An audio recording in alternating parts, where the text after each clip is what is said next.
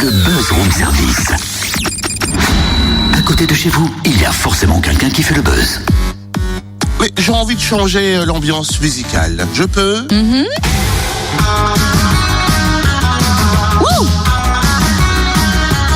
Et qu'est-ce qu'il te prend ce matin, Totem ? Ce matin, si tu veux, moi, je me mets en mode... Voilà. En mode aventurier, ok, je veux bien. On peut savoir pourquoi, c'est une nouvelle lubie matinale ? Ou alors tu viens de découvrir que Indiana Jones est un de tes ancêtres, peut-être ? Ni l'un ni l'autre, c'est surtout pour les écrans de l'aventure. La 24e édition de ce festival international du film d'aventure démarre jeudi à Dijon, au cinéma l'Olympia et Darcy. Gros plan sur une sélection des meilleurs films documentaires d'aventure français et étrangers du 8 au 11 octobre. Alors au programme projection, débat, exposition, rencontres d'aventuriers, réalisateurs, producteurs, écrivains.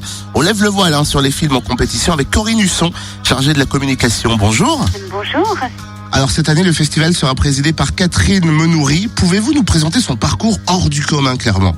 Ah oui, Catherine Menoury est vraiment une grande dame de l'aviation. Elle a pendant très longtemps travaillé dans le domaine de la voltige aérienne. Elle a été 2 fois championne du monde, 10 fois championne de France de voltige aérienne. Et depuis maintenant quelques années, elle dirige le musée de l'air et de l'espace au Bourget. Et donc elle avait déjà eu l'opportunité de venir il y a de nombreuses années aux écrans en tant que membre du jury. Et cette année, elle est carrément présidente du jury du film. Alors cette année, pour voyager et découvrir des horizons qui dépassent notre imagination depuis un fauteuil club, une vingtaine de films, dont 14 présentés en avant-première. Quels sont les incontournables ou où va-t-on s'évader cette année ? Un petit peu partout, comme toujours, aussi bien dans la partie, on va dire, polaire, puisqu'on a plusieurs films qui ont rapport avec cette région, ce continent, que ce soit en Arctique, au Groenland, en Alaska, mais aussi en montagne avec des films qui se passent au Népal, au Ladakh, bien sûr, d'autres en rapport avec la mer, avec du kayak de mer. On a un film sud-africain qui va être proposé en avant-première, où là on a de l'escalade sur des parois rocheuses. On a aussi des films où la nature est très bien mise en avant, avec un film avec des aigles, d'autres avec des prédateurs. C'est extrêmement varié.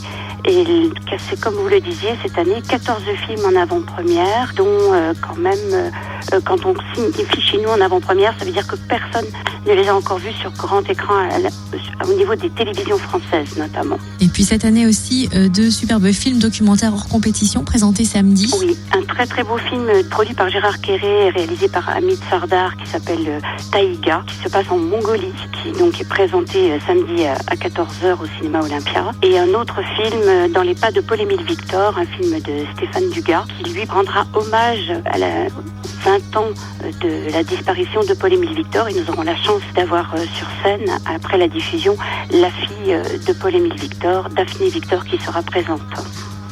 Et puis durant le festival, on peut rencontrer des réalisateurs, des producteurs, des aventuriers, notamment Vincent Henrion de Savigny-les-Bonnes qui se lance dans un ciné-cycle-tour du Sénégal, je crois bien.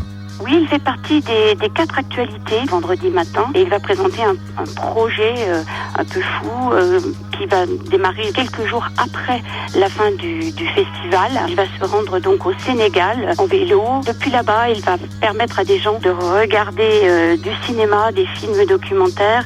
Mais pour avoir l'électricité dans les zones un petit peu perdues, il va falloir pédaler. Donc c'est un vélo prototype qui a été conçu. C'est quelque chose d'assez original, et Vincent Henrion sera présent au festival avec ce fameux vélo prototype. Et toujours le bar de l'aventure. Toujours le bar de l'aventure, les jeudis et vendredis de 18h à 19h au premier étage de la Grande Taverne, animé par Olivier Mouchiquel. Le premier bar sera consacré aux difficultés de tournage dans des régions un petit peu inhospitalières. Et le second bar de l'aventure vendredi sera consacré à l'aventure au féminin. Eh ben merci en tout cas à Corinne Husson pour toutes ces nouvelles et tous ces programmes. Et parmi les invités, le pilote suisse André Boschberg qui a battu le record mondial de vol en solitaire aux commandes de l'avion Solar Impulse 2 entre le Japon et Hawaï, à travers le Pacifique quand même. Également Alexandre Poussin qui a fait le tour de Madagascar en charrette avec sa femme et ses enfants, des charrettes menées par des zébus. On les a vus récemment dans l'émission Comment ça va bien de Stéphane Bern. Sachez que le papa sera au festival Écran de l'aventure jeudi à l'Olympia. Alors que leur périple n'est pas terminé, depuis 16 mois elles sont en voyage, encore 1 an de pérégrination prévue, notamment pour mettre en lumière l'action d'ONG remarquables et lever des fonds pour les soutenir par exemple. Sachez que la famille Poussin a jusqu'ici pu distribuer 71 000 €. Et vous aussi, vous partez à l'aventure en vous installant confortablement dans les fauteuils club des cinémas l'Olympia et d'Arcy à Dijon du 8 au 11 octobre sans vous ruiner. Et oui, car c'est seulement 3 € la demi-journée, 5 € la soirée ou encore 8,50 € la journée complète. Ça veut dire du matin jusqu'au soir, autrement dit pour le prix d'une place habituelle de cinéma. Là, vous regardez je ne sais combien de films. Programme complet sur aventure.la-guilde.org.